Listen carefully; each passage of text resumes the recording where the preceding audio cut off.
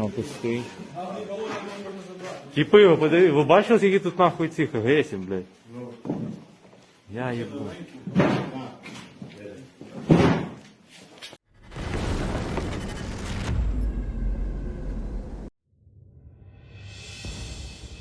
Ukraine continues its attack in the areas south of Bakhmut. On the heights next to Klishivka, there is a fortified position which seemed to hold back the Ukrainian offensive for days. This obstacle is now likely defeated, and Ukraine should be soon in the village itself. In addition to Klishivka, Ukrainians has made gains towards Berkivka.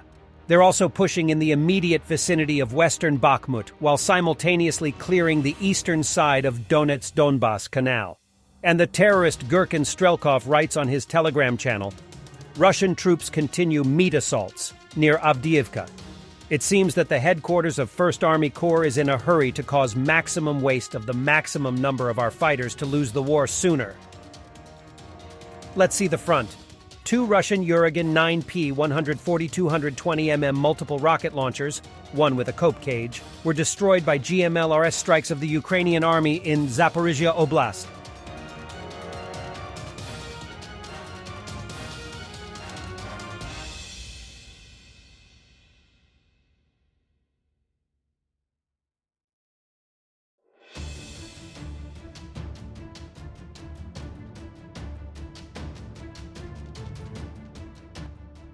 President Zelensky's travel to Turkey is a far bigger success than anticipated. President Erdogan clearly supports Ukraine's NATO perspective, but returning the former POWs and Azov commanders home is a move which underlines that Turkey is Ukraine's friend. What a moment that President Zelensky personally brings them home. Commanders of Azov Battalion Denis Prokopenko, Serhiy Volinsky, Sviatoslav Palomar, Ole Komenko, Denis Shleha are returning from Turkey. The commanders defended Azovstal and surrendered into Russian captivity in May. In September, they were released and brought to Turkey. In the end, even the Turkish ground crews say goodbye, showing an Ukrainian flag. But this event have far bigger consequence, because the commander of Azov Prokopenko is the face of the so-called Nazification of Ukraine. And Russians captured, as they say, the main Nazist in Ukraine. And then they let him go, as an exchange for the captured Viktor Medvedchuk, which was supposed to replace Zelensky in Putin's favor as a president of Ukraine. And this totally busted the main goal of Russian aggression on Ukraine, the so-called denazification.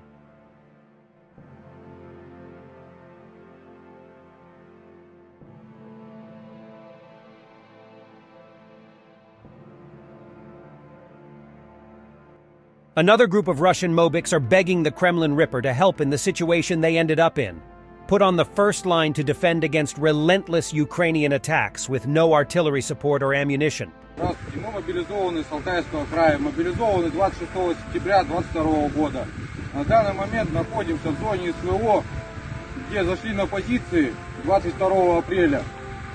Покинуть позиции нам пришлось 24 июня 2023 года, так как не было поддержки артиллерии.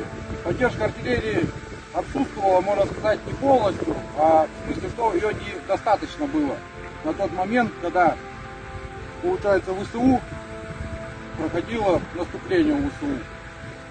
Так как мы пришлось нам покинуть позиции, нам дали отдохнуть после этого 3 дня, после чего нам замполит нашей роты пообещал нам 3-ю линию обороны.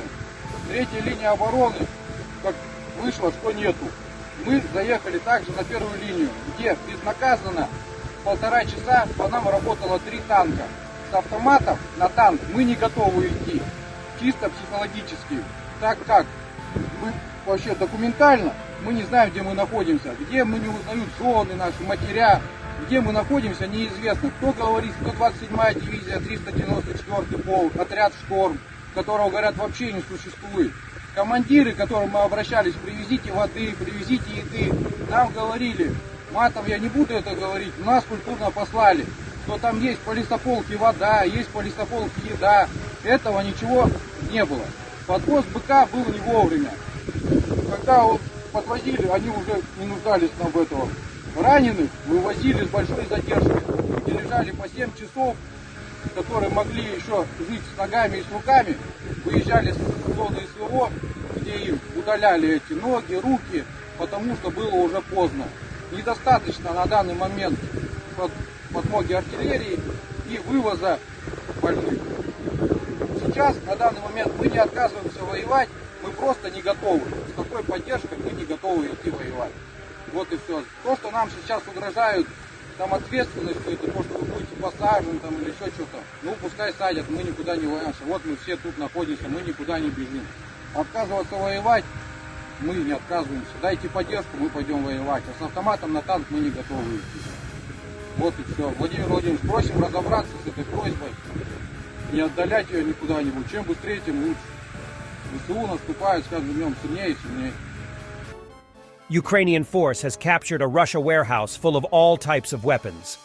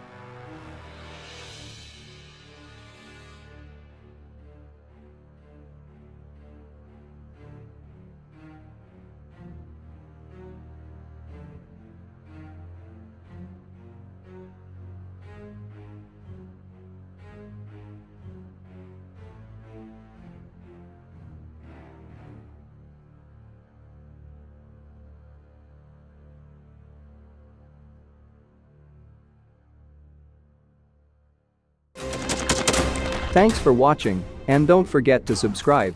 Also, if you want to support Warthog Defense, please become our member and get early access to new videos, exclusive members-only videos, and become administrator in comment section.